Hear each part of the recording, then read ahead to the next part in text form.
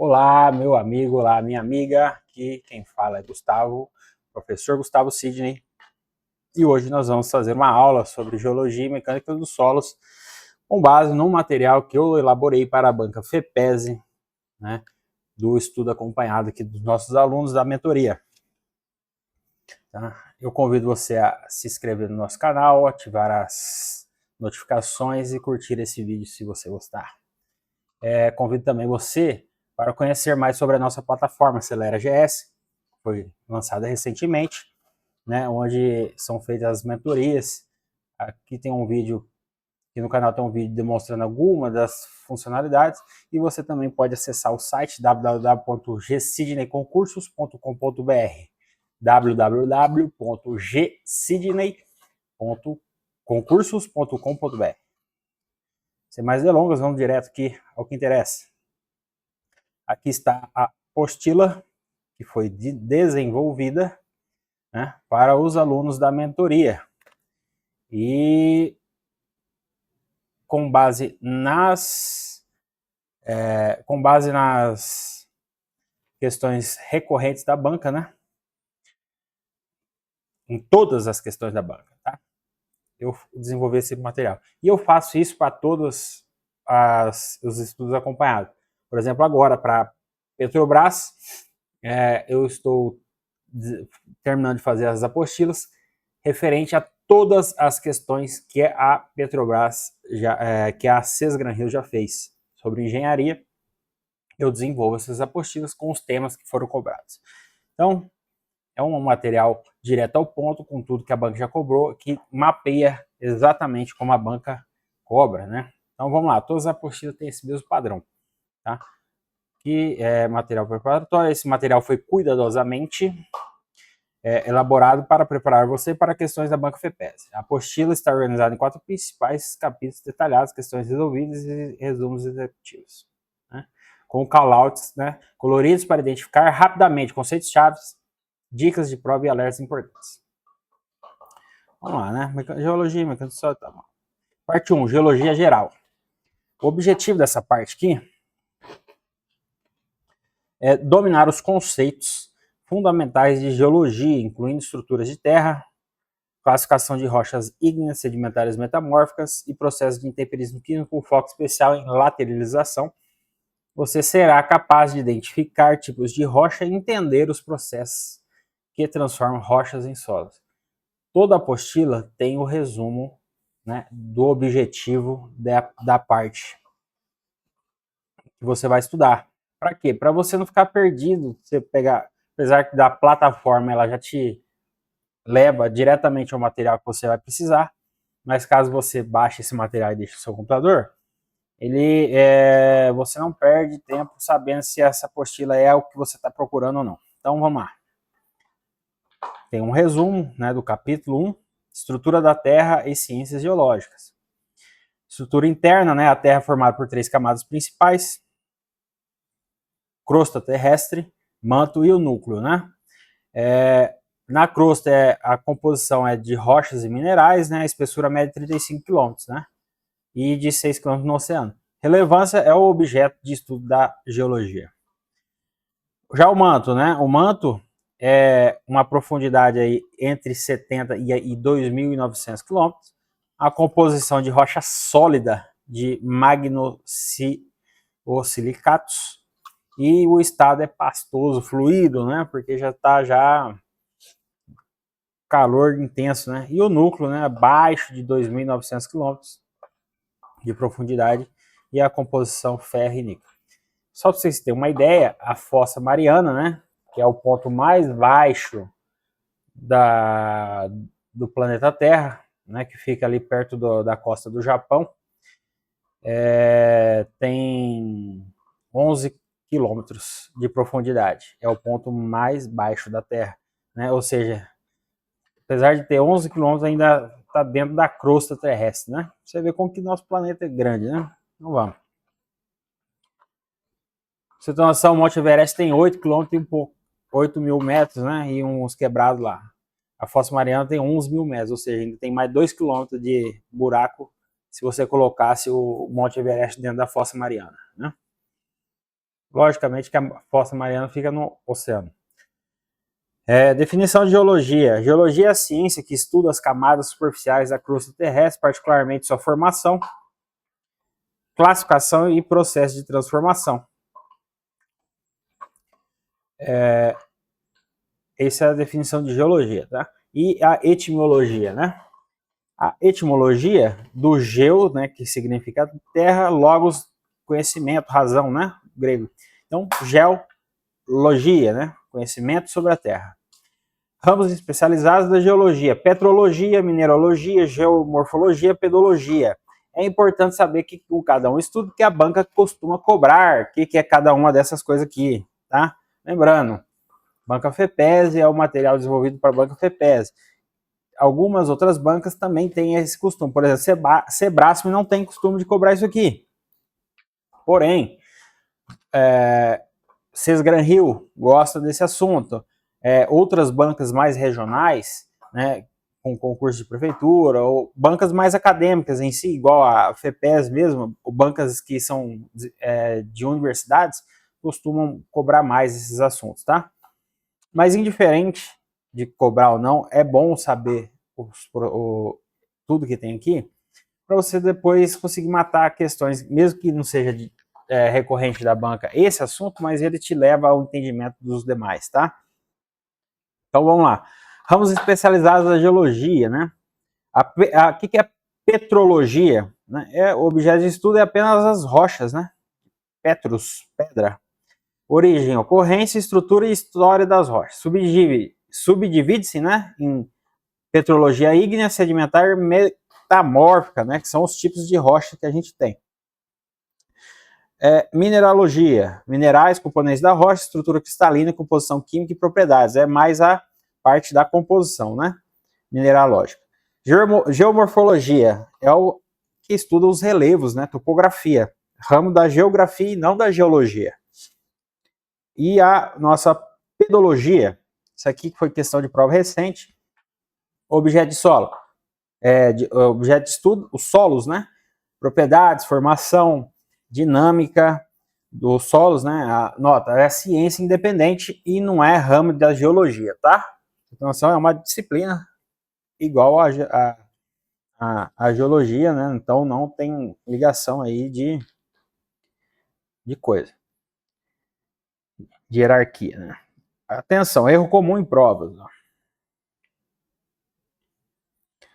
Candidatos frequentemente confundem geologia com petrologia e mineralogia. Lembre-se que geologia é a ciência geral, tá?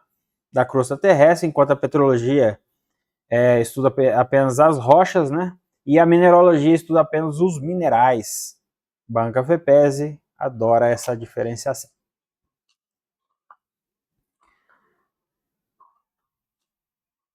Aí um quadro resumo, né? Geologia crosta terrestre, né? Geral integral, a petrologia apenas rochas, né? É um ramo específico. A mineralogia apenas minerais, é um ramo específico também. A geomorfologia apenas relevo, né? E a pedologia apenas os solos. Lembre-se, a questão pedia a ciência que estuda camadas superficiais da crosta terrestre, em particular sua formação e classificação. Resposta à geologia, tá? Tá vendo que não teve aqui, ó, uma pergunta aqui. Mas como foi extraído o material em cima de questões, então você teria que ter esse conhecimento para responder aquela questão em específico da banca, né? E aí ficou um lembrete aqui de como que a banca cobrou. A questão pedia a ciência que estuda camadas superficiais da crosta terrestre, em particular sua formação e classificação, né? E no caso aqui, crosta terrestre é a geologia. Bacana, né? Aí que eu vou. Aí, ó. Tava torto aqui. Vamos lá. Vou ampliar minha tela um pouquinho para eu conseguir ver melhor o que eu estou passando aqui para vocês.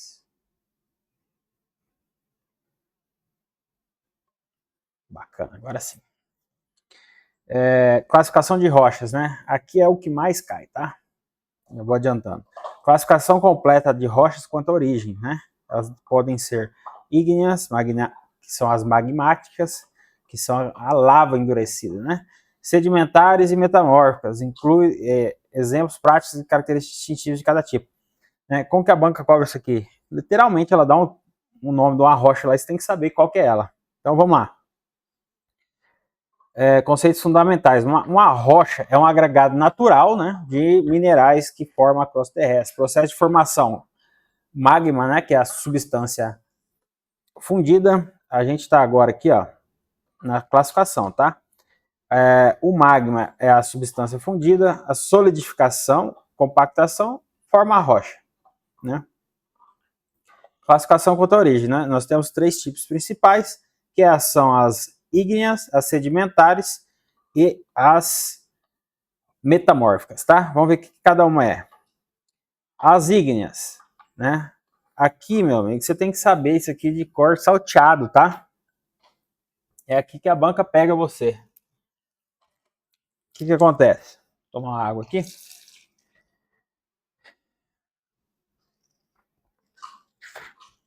A banca gosta muito de decoreba, né? Então, vou botar até um adesivo aqui que despenca, né? Sedimentares. O que acontece aqui? Formação das ígneas, solidificação do magma e a formação das sedimentares, deposição e compactação de sedimentos. Aí nós temos os tipos, né? E vamos já falar também da metamórfica. Não, vamos falar dessas duas, depois a gente só distingue a metamórfica, fica mais fácil de digerir, né? As metamórficas, as ígneas, aliás, por ser de magma, ela tem ainda uma subdivisão que é contra a forma que ela saiu, né?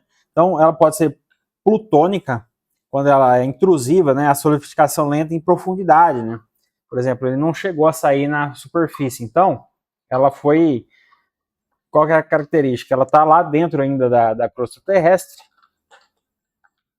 ou de camadas mais profundas, e aí ela tem o quê? Uma condição de pressão extrema muito maior, o resfriamento dela é muito mais lento, porque lá é mais quente, inclusive, né?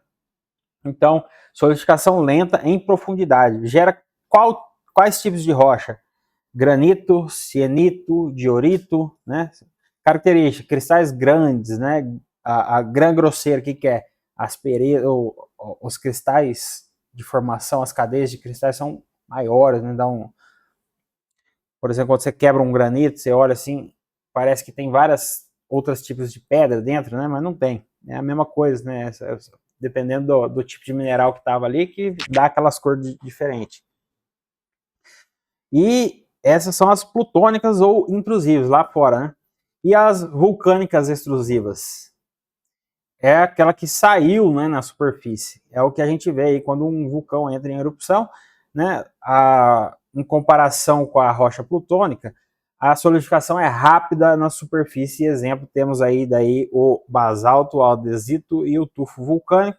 Características, os cristais pequenos ou vidro, né? Então, a principal característica que distingue as rochas plutônicas das vulcânicas é os cristais que são menores. E as hipoabissais têm uma solidificação intermediária em pequena profundidade. Exemplo, o diabásio, né? Só que aqui poucas bancas diferem, tá?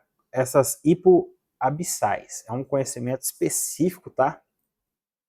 Geralmente elas ficam entre plutônicas e vulcânicas, tá? Intrusivas e extrusivas. Hipoabissais é mais difícil de ser cobrado, né? Quando a banca está querendo pegar o cara mesmo, né? Mas é uma subdivisão das rochas ígneas. E as sedimentares, né? São ditas as clásticas, que são fragmentos de rochas, né? Um grão aqui maior que 0,6 milímetros, né? Por caso do arenito, o siltito e o conglomerato. O que acontece? Clásticas é porque ela soltou fragmentos da rocha, né? Por exemplo, eu tenho uma cadeia montanhosa lá e cai algumas rochas, rolam essas rochas. O que ela acontece? ela vai fragmentando ali, formando rochas menores, as ditas clásticas. Carbonáticas, né, que vem aqui do calcário, carbonato de cálcio e o dolomito, né? A gente tem dois tipos de calcário, basicamente, né? O calcário calcítico e o calcário dolomítico. São duas espécies aí de calcário que a gente tem, né? Geralmente utilizado aí para lavoura, né? Fertilização, correção de pH e tal. As evaporíticas, que são de evaporação. Um exemplo aí, a gipsita, né? O sulfato de cálcio hidratado. Essa gipsita, ela pode ser, inclusive, ser formada dentro do nosso querido concreto, né? Quando as reações são demasiadas desbalanceadas, né? Diga-se de passagem aqui, a halita, né? Que é o nosso famoso cloreto de sódio, né? Veja bem que o nosso sal de cozinha, ele é um mineral, né? E ele é derivado, quando ele está em grandes blocos, é considerado que é uma rocha, né? E quando ele está em formato de rocha, ele é a halita, né?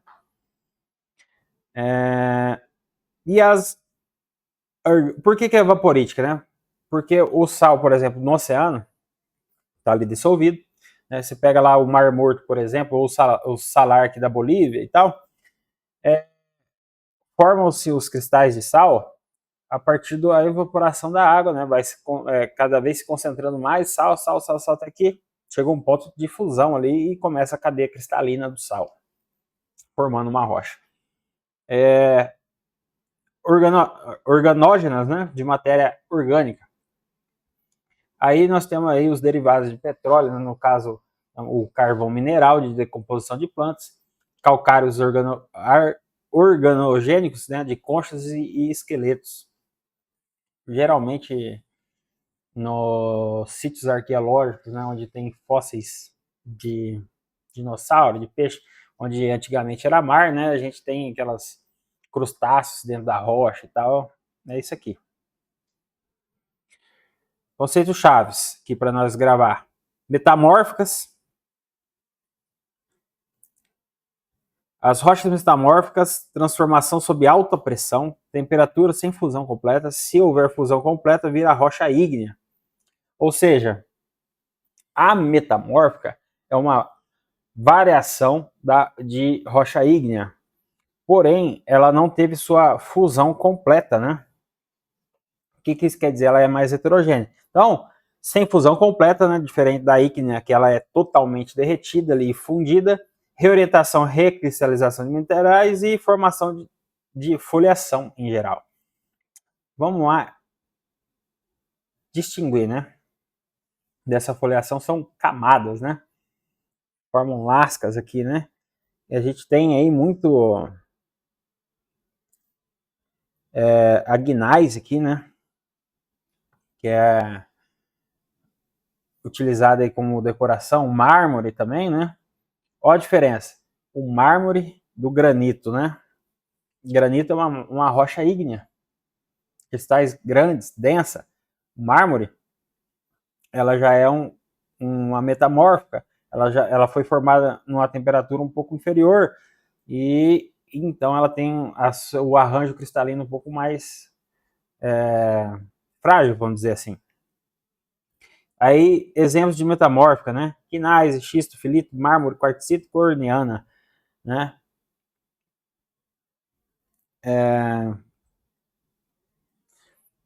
Aqui temos aqui também, ó, da onde que originou provavelmente esse tipo de rocha, né? Do granito, da argila, do lodo, do calcário, do granito, xisto.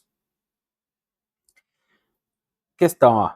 Qual alternativa apresenta somente rochas metamórficas? É assim que a banca cobra, ó. E aí, você tinha que saber, né? Decoreba, né? A resposta era o quê? Gneiss, xisto e filito. Então, você tem que saber os representantes principais, ó, de cada grupo de rocha metamórfica: gneiss, xisto, filito, mármore, quartzito, corniana. Né? Aí a gente tem aqui ígneas: granito, cianito, diorito, basalto, andesito, tufo vulcânico. Né? O que a gente pode tirar aqui? Ó? que as metamórficas, a terminação delas são filito, quartzito, o mármore gnais, né? A das ígneas, granito, diorito, né? O diabásio, né? Aqui, ó. Esse aqui cai demais, esse diabásio aqui, ó. E as rochas sedimentares, né? É um pouco mais complicado da gente gravar, mas é só saber que são rochas mais frágeis, né? Então, mais ou menos dá para saber. Que tem algumas definições aqui das outras alternativas, né? Vamos continuar. O que é intemperismo e a lateralização? Processo de intemperismo químico, hidrólise, oxidação, carbonatação, hidratação e processo de laterização, características de regiões tropicais com a formação de óxido de ferro e alumínio. O que acontece? O solo típico do Brasil é o solo laterítico. Ele é um solo, por incrível que pareça, ele é um solo pobre para a agricultura e é o solo dominante no Brasil. E mesmo assim a gente produz pra caramba. Então imagine se fosse um solo saprolítico, por exemplo, né, que é um solo mais fértil. Vamos lá. O que é o processo da lateralização em si? Na verdade, é um solo carreado, né? Ele a água lava ele, vamos dizer assim. E aí ele vai ficando mais pobre, né? Então, o intemperismo, né?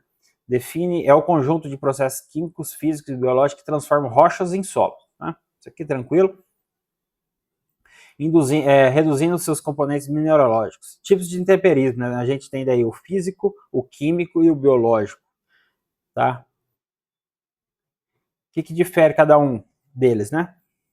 A gente tem o intemperismo físico por processo mecânico, né? Não tem alteração química, é um processo de fragmentação mesmo, né? Mantém a composição mineral da rocha, você não tem alteração nenhuma, a não ser do tamanho, né? Pode ser aqui por abrasão do vento, por desagregação por alomeria e expansão térmica, né? Por exemplo, uma rocha exposta a um calor brabo,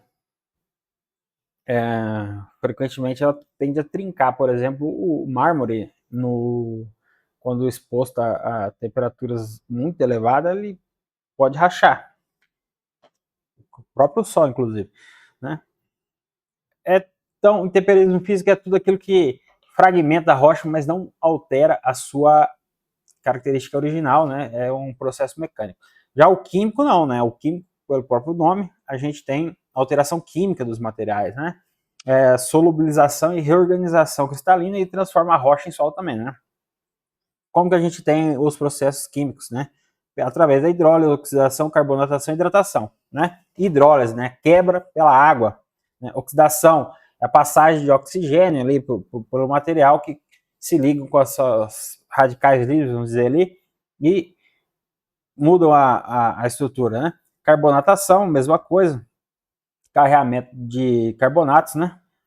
Hidratação seria você adicionar água ali, ela absorver e causar uma reação.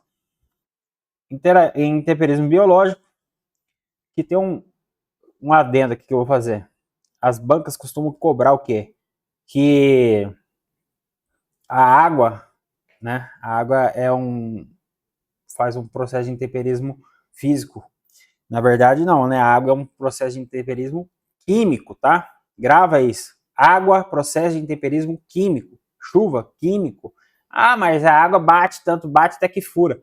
Meu amigo, daí é a energia da água, tá? Ela não tá se ligando ali com as moléculas da pedra. Ela tá batendo e ela tá aplicando uma energia ali que vai cavando, vamos dizer, a pedra assim, mas não deixa também de ser químico, por quê? Porque na hora que a água vai batendo, ela vai, naquela parte ali onde ela está batendo, ela também está fazendo um processo químico ali, né, e fragilizando a rocha. Então, não tem para onde escapar. A água é químico, tá? Temperismo biológico, ação de organismos vivos, raízes, bactérias, ácidos resultantes da atividade biológica. Né? É mais tranquilo. Olha lá, hidrólise. Mais importante, ó. Hidrólise é o único processo que destrói silicatos. Oxidação, carbonatação e hidratação não destroem silicatos. E essa distinção cai muito na banca FETESE. Tá vendo? Aí. Reação química entre minerais e água. Né? Íons H+, e íons OH-, né? Resultando na destruição de silicato. Né? Aqui está aqui a reação. Silicato mais água forma um argilo mineral mais produtos solúveis. Aqui tem um caso do feldespato, né? Que em contato com a água forma alumina e silicato coloidal. Né? Coloidal é uma pasta, né? Tipo um gel. Tem uns assuntos um pouco mais aprofundados, né? De estágios da hidrólise. Vou passar direto, senão vai prolongar muito aqui para nós. A oxidação, como eu falei, a passagem de oxigênio, né? A ligação. O que acontece? Geralmente aqui, ó, nos óxidos, né? Se liga aqui, por exemplo, o ferro com 2 elétrons, mais oxigênio, mais água, forma óxido. Produto: hematita, jotita, limonita. Característica: afeta principalmente os materiais ferrosos. Como o nosso solo, né, o latossolo, ele é muito rico em ferro e alumínio. Com a passagem de água e ar, né, e oxigênio, dá esse tom avermelhado no nosso solo, né, por causa da presença do óxido ferroso. É responsável pela cor avermelhada do solo, importante em climas oxidantes bem drenados. Carbonatação: a reação do ácido carbônico formado pelo gás carbônico mais a água. Né?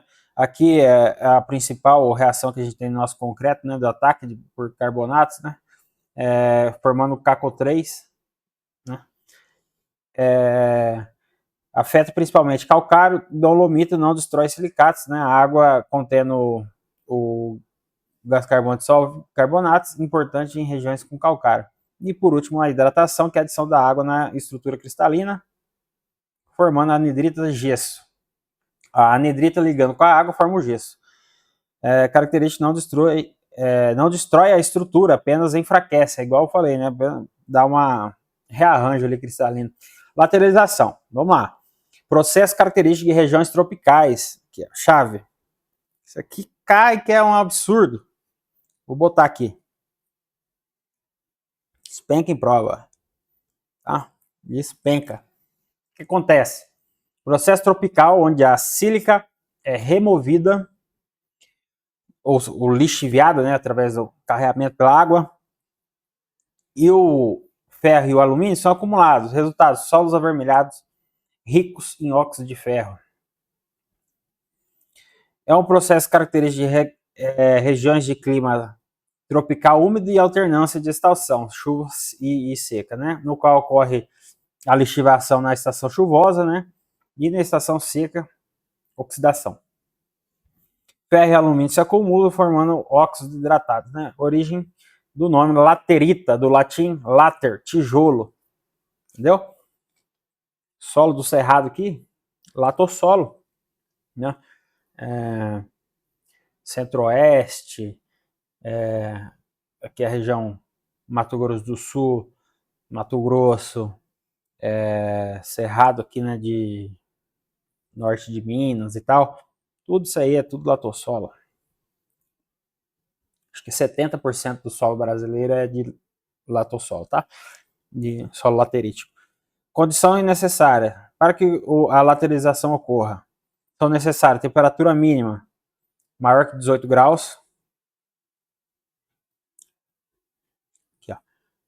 Maior que 18 graus, temperatura média mais ou menos de 24 graus e precipitação anual acima de 1.500 milímetros. Passou aqui de 1.500 milímetros no Brasil é de média, né? Quanto mais para o norte você vai subindo, vai aumentando. Na Amazônia chega a 2.400, 2.800 milímetros. Né? É um absurdo de água. Alternância de estações, né? No chuvoso tem a lixiviação e a concentração dos minerais ferrosos ali. E no período seco, né, eles são expostos ao ar e acontece a oxidação. Solo rico em ferro e alumínio são rochas fortes, fontes adequadas.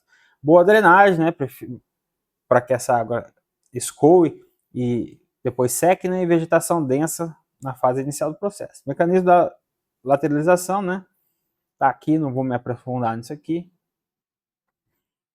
que é mais questão da química, né, mas é a água da chuva com pH ácido, infiltra no solo, remove alguns minerais ali e permanece somente o ferro, né, e o alumínio. E aí ele se concentra, depois tem uma eletrólise do feldspato e mica, né, liberação de óxido ferroso, né, formação da hematita, o óxido de ferro. E formação da crosta laterítica, né, na estação seca, evaporação capilar ascendente, ferro e o alumínio transportado para cima, desseca com intensiva cimentação, forma aquelas placas que a gente vê rachadas, assim, tipo de uma argila, né? Tijolo mesmo. Produtos da lateralização aqui, ó. Latossolo, laterita, bauxita e limonita. Propriedades solos, não, um solo ácido pra caramba, né? Por isso que a gente gasta muito aqui no Brasil com correção de acidez, né? Aí a gente entra com a aplicação de calcário para corrigir essa acidez aqui. Fertilizada aqui, ó, reduzida, né? Pobre em nutrientes. Por quê? Porque é o solo lavado, né? Propriedade, cor avermelhada. A diferença entre lateralização e outros processos, né? Nós temos aqui lateralização, lixiviação, iluviação e desertificação, né? Basicamente, muda a região onde ele ocorre, né? E o produto final, né? Remoção de base, com de profundidade, salinização, a desertificação, salinização. Então aqui a pergunta da banca, ó. Como é denominado o processo de regiões tropicais onde ocorre lixiviação e enriquecimento com ferro e alumínio? Lateralização, marca corre para o abraço. Critério de resposta para a questão: qual o processo destrói os silicatos no intemperismo químico? Como a gente viu, hidrólise, né? Fala aqui comigo, seja sincero comigo, que olha no fundo dos meus olhos. Você seria capaz de responder essa questão na hora da prova? Óbvio que agora você consegue, porque você viu aqui. Mas você responderia? Qual é o processo que destrói silicato? Tá? Fica a pergunta para você aí. Hidrólise é a reação mais importante que destrói silicatos, né? Que tem que as outras que a gente não viu, que a gente já viu. Mecânica do solo agora. Compreender os métodos de investigação geotécnica, dominar o índice físico de solo e suas relações, identificar solos por análise tátil visual, classificar terrenos, a estabilidade essencial para projetos de fundações e obras geotécnicas. Aqui a gente tem um resumo do que a gente vai ver. Sondagem atraso, SPT, rotativa, poços, métodos indiretos, sísmico, gravimetria, tomografia, diferenças fundamentais entre acesso físico e de inferência. Vamos continuar então?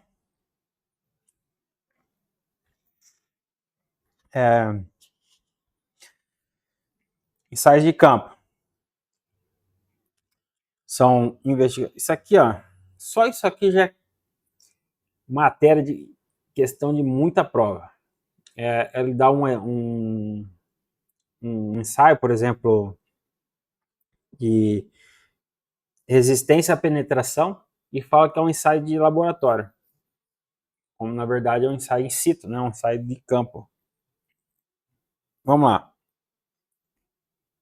Alguns ensaios, né?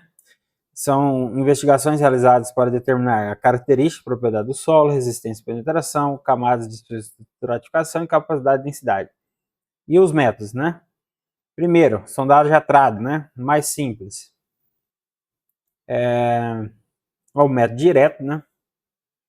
Com hastes rotativas, broca ou colher de sondagem, equipamento portátil e simples, né? O que é? Você vai rodar o tradinho ali e vai coletar amostras, né? E vai fazer observação, né? Visual, tátil, olfativa, né? Enfim, limitação até 30 metros de profundidade, né? desde que não tenha rocha, né? Se tiver rocha, também já era. A amostra pode sofrer alteração e dificuldade em solos compactos, né? E a aplicação? Camadas superficiais, solos moles e argila, levantamento preliminar do terreno, tá? Só para você ter uma ideia do que você está mexendo. E a percussão?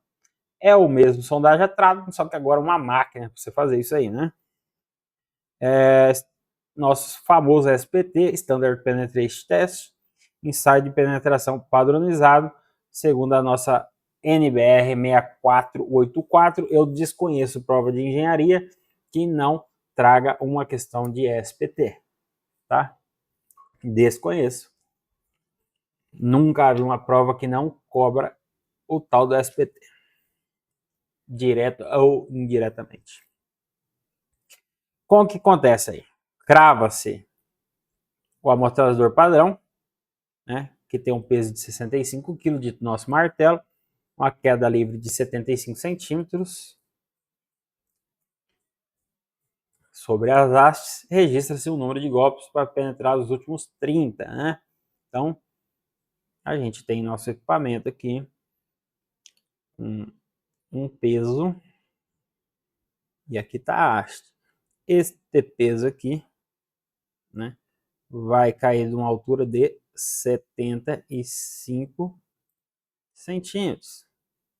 E aqui nós temos um peso de 65 quilos. Nós vamos cravar 15, 15 e 15. Os primeiros 15 a gente descarta, né? 15, 15, 15. O primeiro 15 a gente descarta, que é a perfuração inicial, e conta-se o número de golpes, né, necessários a penetrar os 30 centímetros finais. O número de golpes, né? De acordo com o número de golpes, a gente vai ter um solo aqui muito mole, mole, médio, rígido, muito rígido. Vale lembrar que a norma foi atualizada e antes ela ia até 19, né? 19 já era considerado um solo rígido. Então, fica ligado para a atualização de 2020. Vantagens: método padronizado, resultado quantitativo N, coleta de amostra, profundidade de 40 metros mais. Aplicação: projeto de fundação, investigação em profundidade, solos diversos. Tá?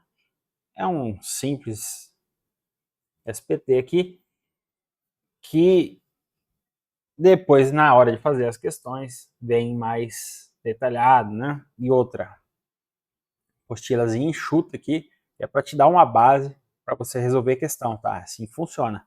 Você vai, primeiro, antes de você começar a fazer a questão, você vai ler esse material, e após ler esse material, aí sim você vai para a questão, já com um pouquinho de base, né? Vantagens: método padronizado, resultado quantitativo N, coleta de amostra, profundidade, já vi. E agora a sondagem rotativa, a gente viu agora a sondagem, a percussão, né? É uma haste cravada, né? E a percussão, a rotativa, o que acontece? Ela tem uma serra-copa na ponta, né? Que é uma broca rotativa, com extração de testemunha, amostra cilíndrica, permite eu fazer a sondagem em solos rochosos. Os testemunhos são extraídos, né? E colocado aqui numa, tipo uma caixa, né? Uma caixa assim. E aí, de acordo com a fragmentação que ele teve aqui, o número de pedaços aqui, de 10 centímetros, conta-se o número de pedaços que tem de 10 centímetros ou mais, né? E aí, você, através dessa fragmentação, você tem uma resistência dessa rocha. Tá? Poços de trincheira, método direto, né? É a abertura de um poço, de uma trincheira, propriamente dito, para a gente ver o perfil estratigráfico do solo, né? Que nós, na primeira camada aqui a gente tem a camada produtiva, que é o solo orgânico, né? Solo orgânico, mais ou menos uns 60 centímetros a 1,5 m, dependendo da região do país, né? Aí depois a gente vai indo já para solos mais duros, né? E mais homogêneos. geralmente limitado até 10 metros, né? Imagina você cavar uma trincheira com 10 metros. Método de investigação indireta, né? Agora que a gente vai começar já com os equipamentos mais sofisticados, né? De refração, mede a velocidade da propagação das ondas, né? De acordo com que ela bate no material e volta, a gente tem o tanto que ela refratiu, tanto que ela refratou, né? E gera-se uma onda sísmica, registra o tempo de chegada e calcula-se a velocidade de propagação. Características: sem coleta de amostra e sem acesso direto ao solo, né? Apenas um gráfico, né? E a sísmica de reflexão, ondas refletem em camadas de diferente rigidez, né? E a gravimetria, essa aqui cai direto em prova, tá? Essa aqui é importante. Mede variações do campo gravitacional, características, detecta diferentes densidades sem acesso direto ao material, interpretação indireta. Tomografia, onda sísmica, né? É igual a que a gente faz com raio-x. Perfilagem sísmica contínua, registro contínuo de ondas sísmicas em profundidade, sem coleta também. Agora, o que é importante você memorizar aqui? Métodos diretos e métodos indiretos, né? Ou seja, os diretos eu tenho o acesso físico, eu coleto uma amostra e eu tenho uma observação visual. O indireto eu não tenho acesso ao material, eu não tenho amostra e a inferência por propriedades físicas daquele material, né? Tem um quadro comparativo, né? E critério de uma resposta de uma questão, né? Qual é o método direto de investigação geotécnica, né? Direto. Qual que é o método direto? A gente acabou de ver que é aquele que tem contato com o solo. Temos a amostra do solo, né? Ou seja, aqui é uma sondagem a trado, né? Tomografia, gravimetria sísmico e perfilagem sísmica, a gente viu que são métodos indiretos por ondas, né? Índice físico do solo, aqui começa o pega para capar. Meu caro concurseiro capivara. Vamos lá, sólidos, sólidos são os grãos e os vazios são os poros do solo, né? Nesse resumo do capítulo, a gente vai estudar o que aqui? Teor de umidade, porosidade, índice de vazios, grau de saturação, peso específico e forma pra caramba. Então, continuando. Os vazios podem conter ar, água e ar mais água, né? Quando ele tem só ar, a gente tem um solo seco. Quando a gente tem água, a gente tem um solo úmido ou saturado. E quando tem ar mais água, a gente tem parcialmente saturado. E a relação volumétrica disso, né? O volume total é igual ao volume dos sólidos mais o volume de vazios, né? Formulinha clássica aqui, né? Vamos continuar. E a massa total? Mesma coisa, né? Massa de sólidos mais massa da água. Agora começam os índices. Teor de umidade. Como que eu meço teor de umidade? Massa de água por massa dos sólidos vezes 100%, né? Para achar percentagem. W é teor de umidade, né?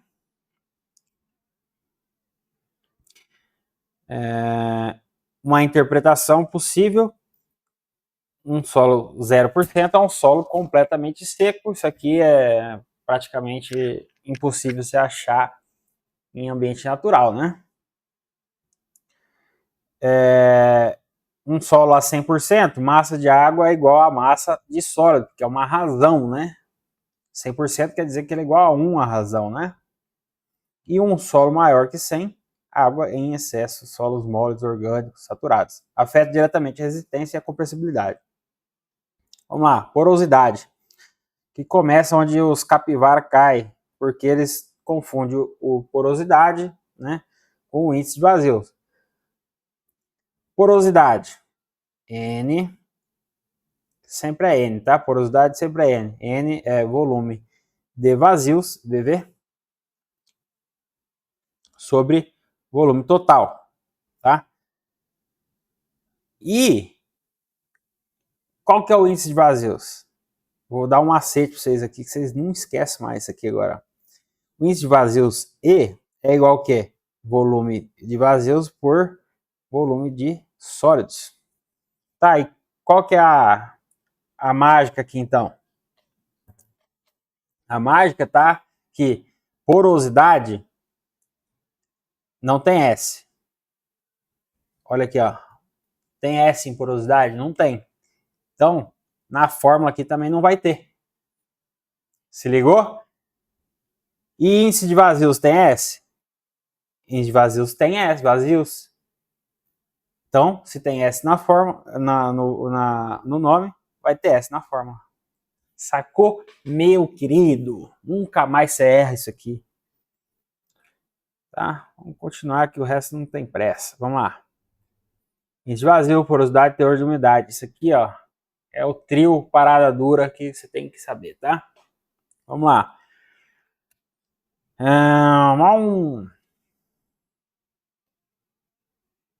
Grau de saturação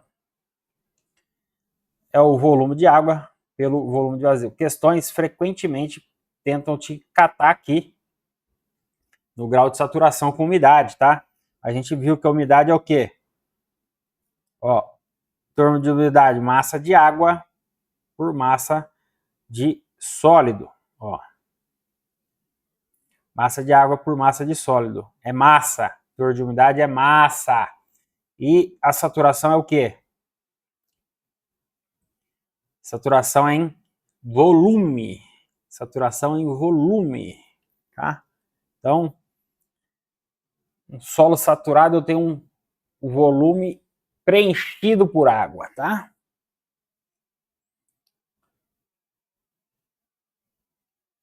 Peso específico aparente seco é o peso de sólidos secos, tá? Pelo volume total. Que não tem jeito, tem que decorar, né? Tem uma fórmula alternativa aqui, que é o gama por massa de água. Peso específico natural inclui o peso da água nos poros, tá? O peso específico aparente seco, a gente já não tem a fração de água nisso aí, né? É o que muda. Por quê? Igual eu disse, ambiente natural, impossível não ter uma umidade ali, né? Mesmo seja muito baixa, mas vai ter um pouquinho. Tá? Aqui são algumas relações trigonométricas, né? Tá aqui tudo as fórmulas que precisa. Porosidade, índice de vazio, grau de saturação, peso específico, peso específico natural e os sólidos. Postilinha mastigadinha na mão do meu querido aluno.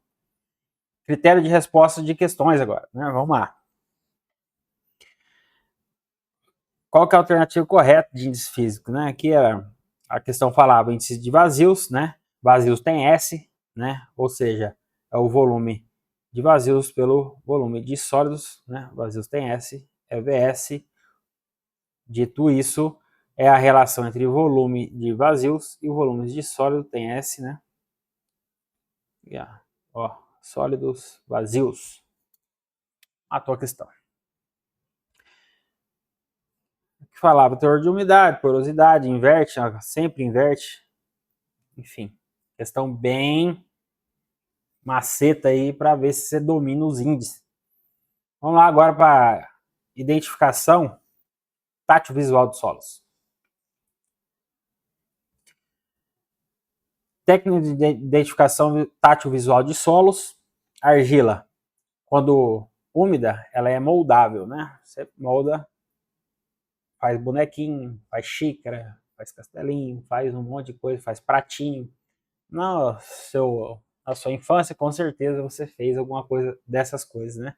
Pegou uma argila lá na escolinha, fez um pratinho, uma xícara e deu de presente pro Dia das Mães, ou do Dia dos Pais, ou fez no quintal de casa mesmo, uma meleca do caralho e não servia para nada aquilo lá. Beleza.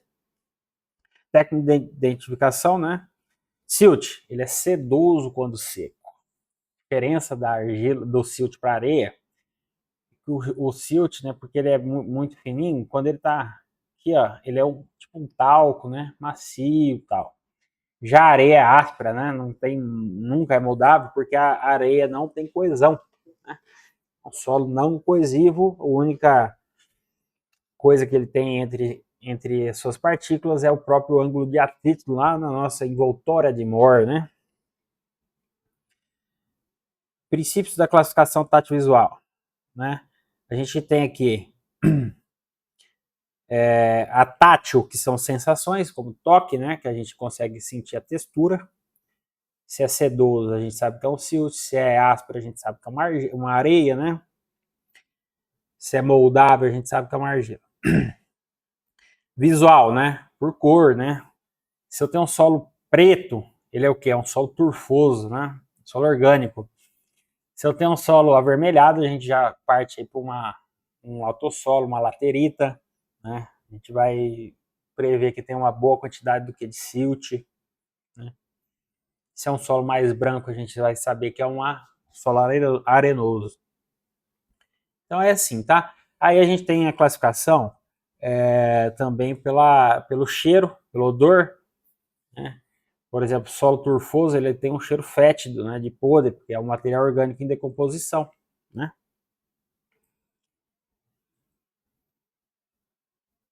A laterita tem um cheiro metálico, você já viu assim, tipo um cheiro de alumínio, cheiro metálico? E classificação quanto à granulometria, né? Isso aqui cai demais, nem preciso falar, né? Principalmente pedregulho. Capivara acho que é uma pedra gigante, mas o pedregulho é uma partícula de 0,2 milímetros, né?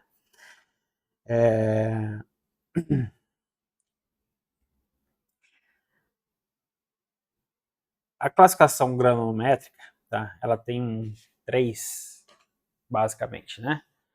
A Ashito, a Dudenite e a MCT. Então, isso aí fica tarefa de casa para vocês descobrir, mas eu acho que eu coloquei aqui mais para frente.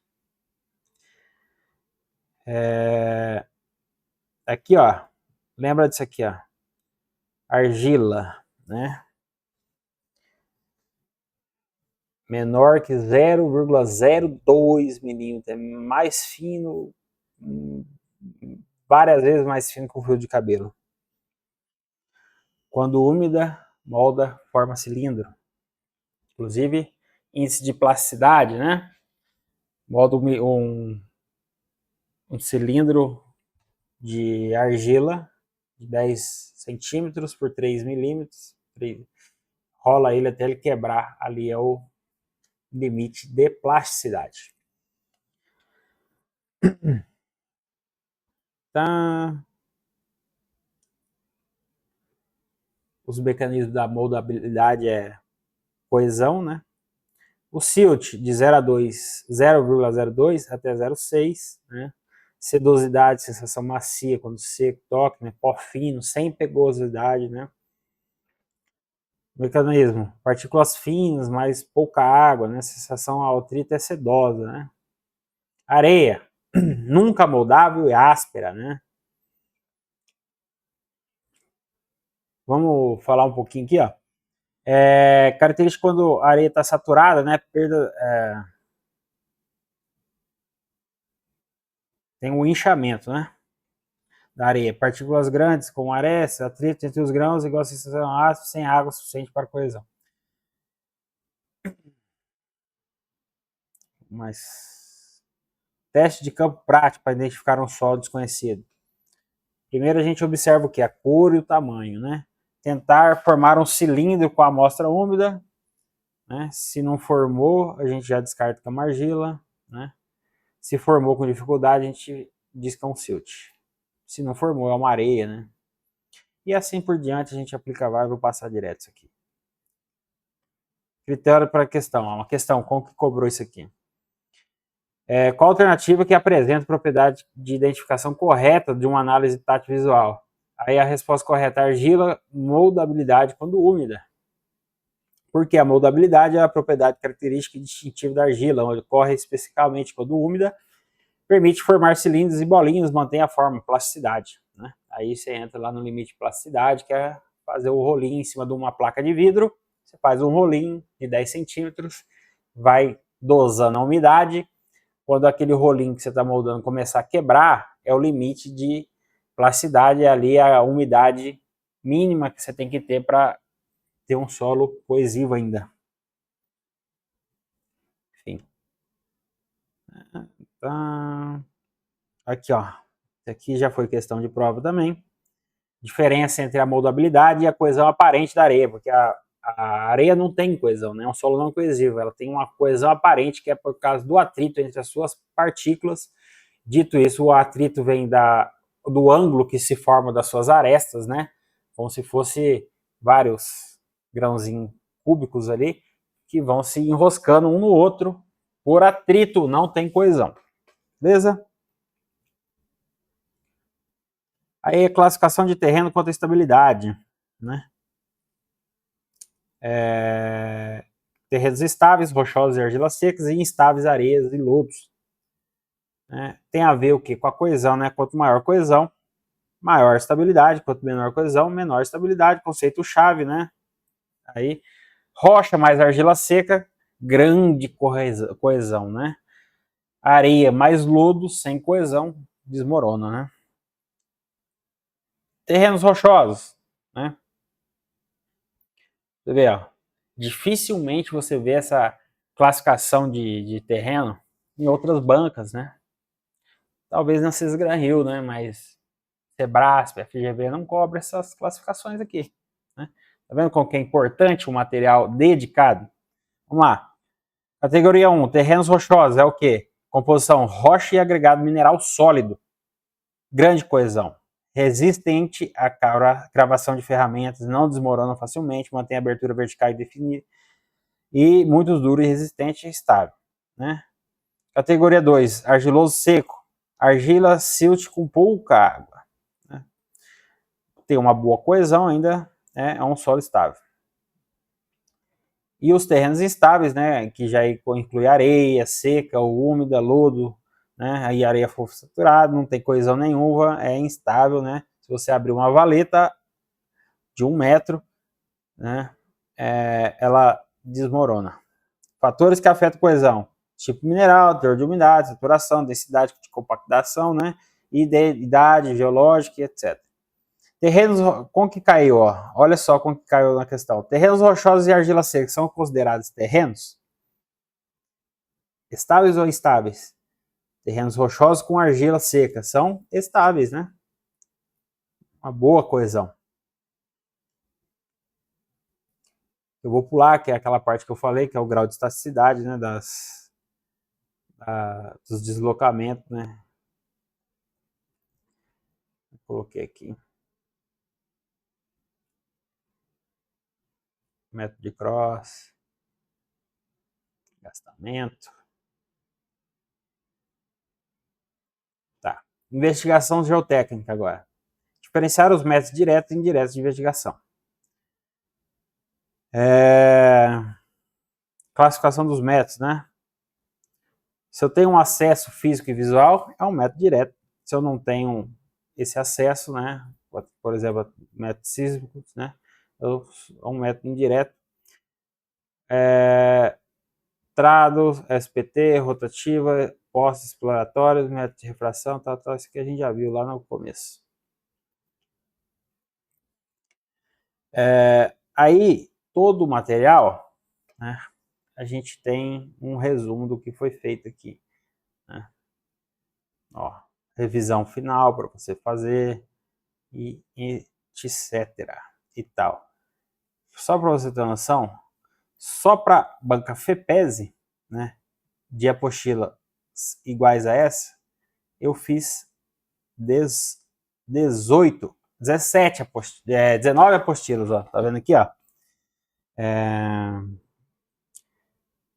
Deixa eu ver como que eu consigo mostrar melhor isso aqui. Olha lá. Tem 18 apostilas que eu fiz para a banca FEPESE, né? Geologia, patologia, materiais de construção, fundações, pavimentação, pintura, hidráulica, abastecimento de água, saneamento, esgoto, topografia. Ó,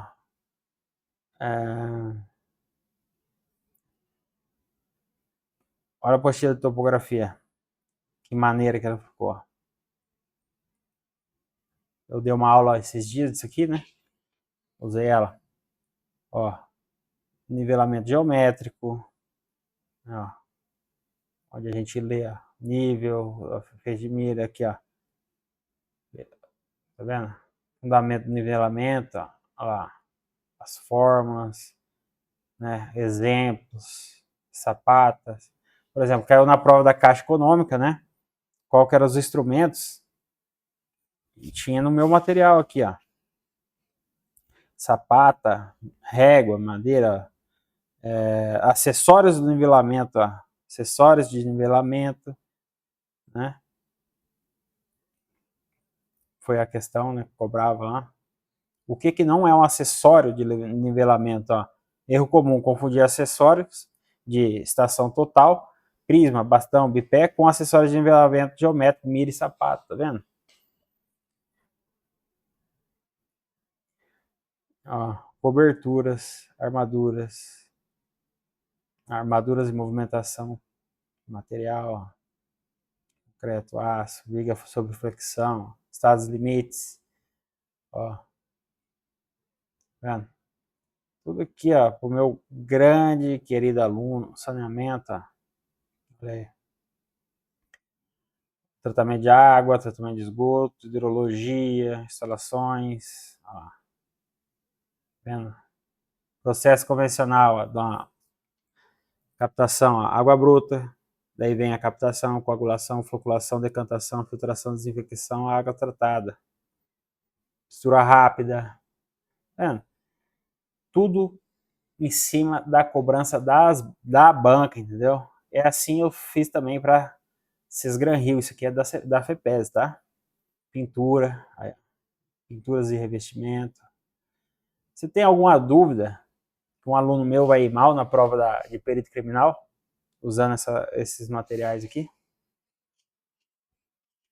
Isso é os materiais teóricos, tá? Fora as listas de questões resolvidas e comentadas, listas de questões para resolver no TEC, e ainda 2 vezes por semana aula ao vivo, igual essa que eu estou dando para vocês, mas ainda aqui eu fiz meio corrido por causa do tempo, né? Mas geralmente são 3 horas de aula na segunda, 3 horas de aula na quarta à noite, e onde a gente vê esses assuntos com exemplos, né, com questões e tal. É uma aula mais didática, mais focada mesmo. Dito isso, espero que vocês tenham gostado dessa aula. Foi uma aula meio demonstrativa, né, do meu método. Mas, enfim, uma aula também muito proveitosa, né, da parte de estudo da geologia. Um abração, espero que vocês tenham gostado. Fiquem com Deus e até a próxima, meus queridos. Até a próxima aula. Se inscreve mais uma vez, se inscreve no canal se você gostou dessa aula. A Charlotte aqui vai ficar muito feliz com você se inscrevendo no canal. Fala aí, Charlotte, que é para se inscrever no nosso canal. Até mais, se liga. A dica, qualquer coisa, entra, me chama aí no direct que eu te auxilio.